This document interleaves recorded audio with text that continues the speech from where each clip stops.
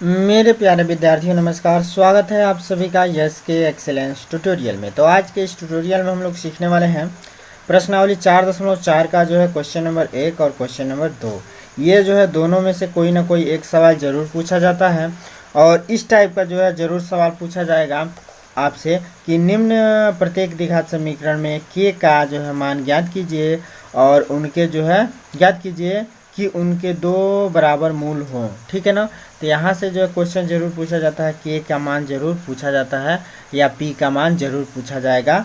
और इसके अलावा ये भी पूछा जाता है कि मूलों की प्रकृति ज्ञात कीजिए। ठीक है ना। तो मूल की प्रकृति ज्ञात करना सीखना बहुत ज़रूरी है और के का मान ज्ञात करना सीखना बहुत ज़रूरी है। ठीक है। तो इस वीडियो में बने रहिए और आप लोगों को मूल की प्रकृति ज्ञात करना बताते हैं और जो है के का मान कैसे ज्ञात करेंगे, ये दोनों सवाल आपके लिए बहुत ही इम्पोर्टेंट हैं। यूपी बोर्ड एग्जाम में हमेशा जो है पूछा गया है इसमें से कोई ना कोई, या तो मूलों की प्रकृति ज्ञात करने के लिए या के का मान ज्ञात करने के लिए। तो चलिए हम बताते हैं आप लोगों को। देखिए, अब मूलों की प्रकृति ज्ञात करने के लिए आप लोगों को जो है विविक्तर का मतलब जो है पता होना चाहिए और विविक्तर निकालना आना चाहिए। देखिए, विविक्तर के लिए जो है संकेत होता है d बराबर बी स्क्वायर माइनस में 4ac, बी स्क्वायर माइनस में 4ac होता है। ठीक है। अब b क्या है, a क्या है, c क्या है, कैसे हम लोग पता करेंगे। ठीक है। तो सबसे पहले समझ लीजिए विविक्तर के जो है ये बी स्क्वायर माइनस 4ac का मान अगर 0 से बड़ा आता है तो इसका अस्तित्व होता है। ठीक है। 0 से बड़ा आएगा तो ये अस्तित्व में है, अस्तित्व में है, अस्तित्व में होगा, अस्तित्व में होगा। ठीक है। यदि इस d का मान या इस विविक्तर मैंने d का मतलब विविक्तर, अब विविक्तर का मान जो है क्या होता है 0 के बराबर होता है, यानी कि इसको हल किया जाए और 0 के बराबर आए तो इसके मूल जो है, देखिए अगर 0 से बड़ा आता है, d का मान 0 से बड़ा आता है तो अस्तित्व में होगा और इसके मूल अलग अलग होंगे। मूल क्या होंगे, अलग अलग होंगे। ठीक है। इसके मूल क्या होंगे, तो अलग अलग होंगे। अगर विविक्तर का मान d 0 के बराबर होता है तो इसके मूल जो है क्या होंगे, समान होंगे और यह अस्तित्व में, ये भी होगा अस्तित्व में। मूल जो है क्या होंगे, समान होंगे, एक समान मूल आएंगे और ये भी जो है क्या होगा, अस्तित्व में होगा, अस्तित्व में होगा। परंतु ये जो है d का मान जो है क्या आ जाए, 0 से छोटा आ जाए, यानी कि माइनस में आ जाए। d का मान जो है छोटा हो जाए 0 से भी, यानी कि माइनस में हो जाए तो इसका कोई अस्तित्व नहीं है, कोई अस्तित्व नहीं होगा, इसका कोई हल नहीं होगा, कोई अस्तित्व नहीं होगा, इसका कोई अस्तित्व नहीं होगा और इसका कोई हल नहीं होगा, नहीं है, कोई अस्तित्व नहीं है और इसका कोई हल नहीं है। तो सिर्फ और सिर्फ जो है दो कंडीशन में हम लोगों को जो है हल प्राप्त होगा। एक तो जो है विविक्तर का मान या तो 0 से बड़ा आ जाए या विविक्तर का मान 0 के बराबर आ जाए। ठीक है। तो अब हम लोग देखते हैं विविक्तर निकाल के। विविक्तर का यही मेन सूत्र है, या d बराबर इतना होता है या इतना बराबर d हम लोग कह सकते हैं, या d बराबर डायरेक्ट कह सकते हैं विविक्तर बराबर क्या हो, 0 हो। ठीक है। अब यहाँ पे देखिए, एक मिनट, चलिए देखते हैं हम लोग पहला सवाल का जो है विविक्तर कैसे ज्ञात करेंगे और कैसे पता करेंगे कि मूल का क्या कंडीशन है। तो देखिए, हमें दिया गया है हमें दिया गया हमें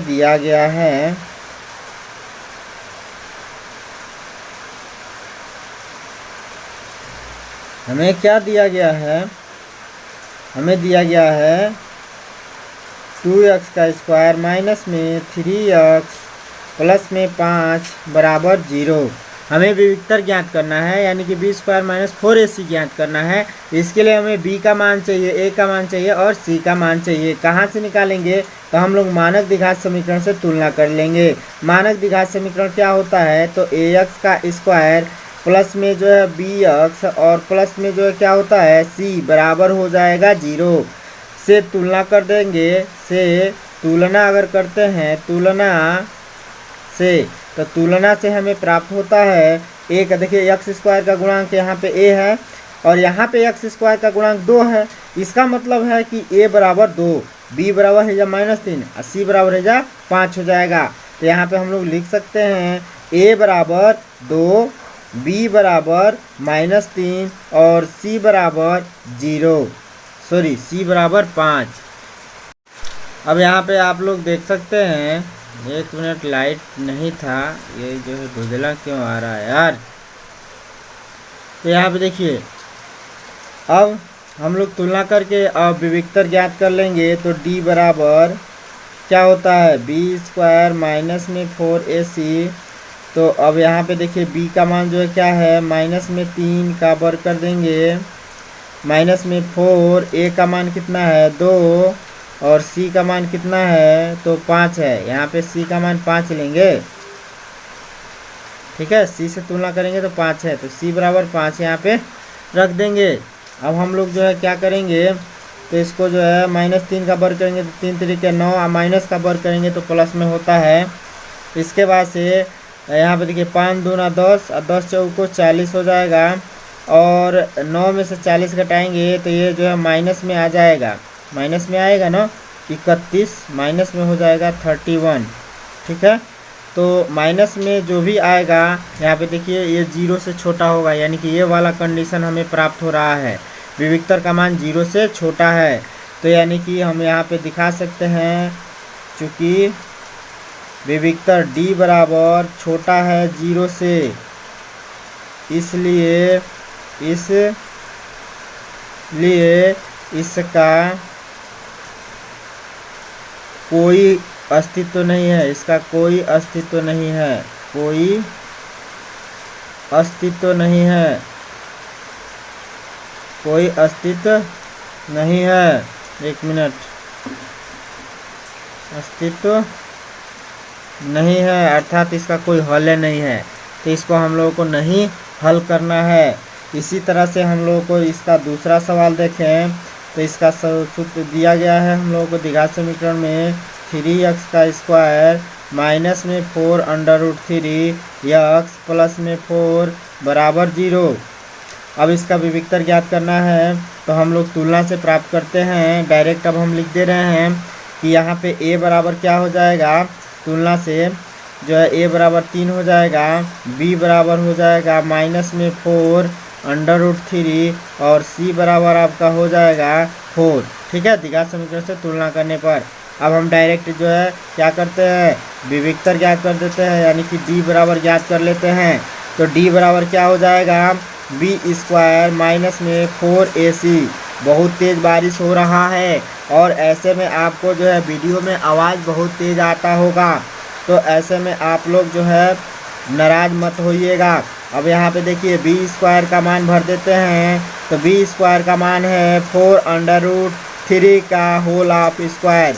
इसके बाद से जो है क्या भरना है, माइनस में 4ac, a का मान 3 है और c का मान जो है 4 है, तो c का मान हमने जो है भर दिया है 4, और इसी के साथ जो है हम इसका वर्ग करते हैं, तो माइनस में 4 √3 का वर्ग करते हैं, तो ये 4 चौका 16 हो जाएगा, गुणे √3 का वर्ग करेंगे तो जो है रूट से वर्ग हट जाएगा, वर्ग से रूट कट जाएगा, तो ये हो जाएगा 3।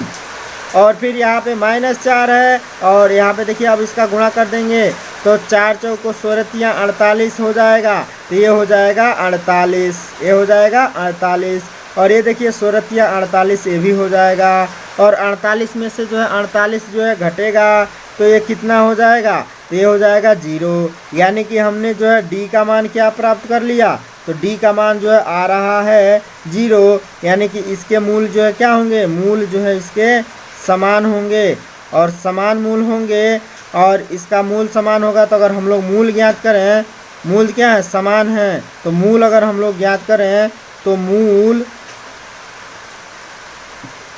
x बराबर क्या हो जाएगा। अब देखिए हम लोगों को जो है मूल ज्ञात करने के लिए x बराबर ये वाला सूत्र लगाना पड़ता है, मूल ज्ञात करने के लिए x बराबर सूत्र लगाना पड़ेगा ना।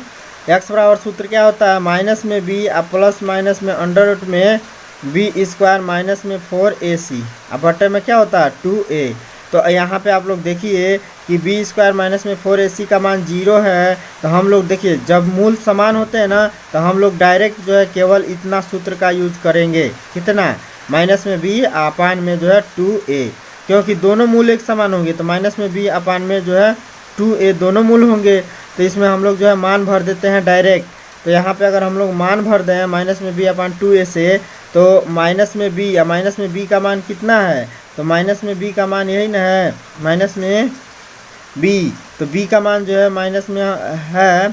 अब देखिए माइनस में बी है तो प्लस में हम लोग को लिखना पड़ेगा, क्योंकि यहाँ पे देखिए ए का मानवा कितना है, ए का मानवा माइनस में है, और यहाँ सूत्रवा में भी माइनस है, तो हम लोग जो है क्या रख देंगे प्लस में, और यहाँ पे क्या रख देंगे 4√3, 4√3, अपान में जो है क्या कर देंगे 2 इंटू ए का मान कितना है, तो ए का मान यहाँ पे 3 है तो 3 कर देंगे।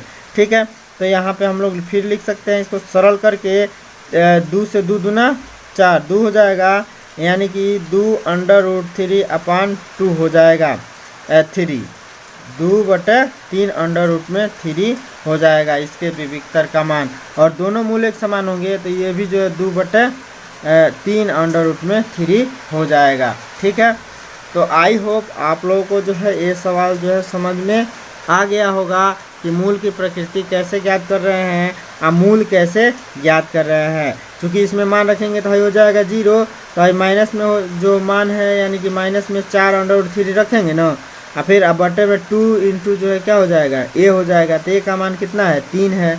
ठीक है, तो इस तरह से हम लोग हल करते हैं तो ये जो है 2√3/3 हो जाएगा। दो मूल समान होंगे तो दोनों एक ही जैसे होंगे, तो ये आपका आंसर हो जाएगा। इसी तरह से हम लोग जो है इसका अगर तीसरा का जो है सॉल्यूशन करते हैं तो इसका तीसरा सवाल का सॉल्यूशन करते हैं, तो ये जो है तीसरा सवाल है 2x का स्क्वायर माइनस में 6x प्लस में 3 बराबर 0 है। अब यहाँ पे देखिए विविक्तर अगर हम लोग याद करते हैं तो a बराबर 2 हो जाएगा, b बराबर माइनस में 6 हो जाएगा, और c बराबर जो है क्या हो जाएगा, तो c बराबर हो जाएगा 3। अब हम लोग जो अगर विविक्तर निकालें यानी कि d बराबर, तो ये हो जाएगा b स्क्वायर माइनस में 4ac, और b का मान अगर रखें तो माइनस में जो है 6 का वर्ग कर दें, और प्लस माइनस में जो है 4a, का मान कितना है तो 2, और c का मान कितना है तो 3, तो जो है क्या हो जाएगा 6 6 36, माइनस में 4 दूनी 8 3 24 हो जाएगा। तो जो है 36 में से 24 घटा दीजिए तो ये क्या हो जाएगा 2 4 6 में 4 2 3 में से 2 जाए 1 12 हो जाएगा। ठीक है, तो 12 हो गया, यानी कि विविक्तर का मान जो है क्या है, विविक्तर आ रहा है बड़ा है 0 से, तो विविक्तर अगर 0 से बड़ा है तब भी ये अस्तित्व में होगा। ये क्या है अस्तित्व में है, तो अस्तित्व में है तो कह रहा है कि इसके मूल भी ज्ञात कर दीजिए। अस्तित्व में है अतः इसका मूल क्या हो जाएगा, अतः मूल यानी कि x बराबर क्या हो जाएगा माइनस में b प्लस माइनस में अंडर में b स्क्वायर माइनस में 4ac, अब बटे में जो क्या हो जाएगा 2a हो जाएगा। हो गया, अब 2a हो जाएगा। अब यहाँ पे हम लोग मान भर देंगे तो माइनस में b का मतलब हो गया माइनस में 6, देखिए माइनस में b, और माइनस में जो है b का मान कितना है -6, तो धन में जो है हम लोग 6 लिख सकते हैं। अब प्लस माइनस में अब देखिए b स्क्वायर माइनस 4ac का मान हुआ कितना है 12, तो हम लोग डायरेक्ट लिख देंगे रूट में 12, और बट्टे में जो है क्या हो जाएगा 2, इंटू a का मान कितना है तो a का मान 2 है, तो यहाँ पे 2 भर देंगे। ठीक है, अब जो है हम लोग इसको क्या करेंगे, अब देखिए इसको क्या कर सकते हैं, तो प्लस में जो है 6, और प्लस माइनस में जो है हम लोग लिख सकते हैं 2 दूना 4 3 12, यानी कि 2 बाहरी हो जाएगा, अंडर रूट में 3 हो जाएगा। देखिए 12 का अगर हम लोग गुणनखंड करते हैं तो 2 गुणे 2, 2 दूना 4 3 12 होगा, 2 का जोड़ा लगेगा रूट में है तो बाहर हो जाएगा, अंडर रूट में 3 हो जाएगा, तो इस तरीके हम लोग लिख सकते हैं 2 अंडर रूट 3। ठीक, अब बट्टे में 2 इंटू 2 2 दूना 4 हो जाएगा।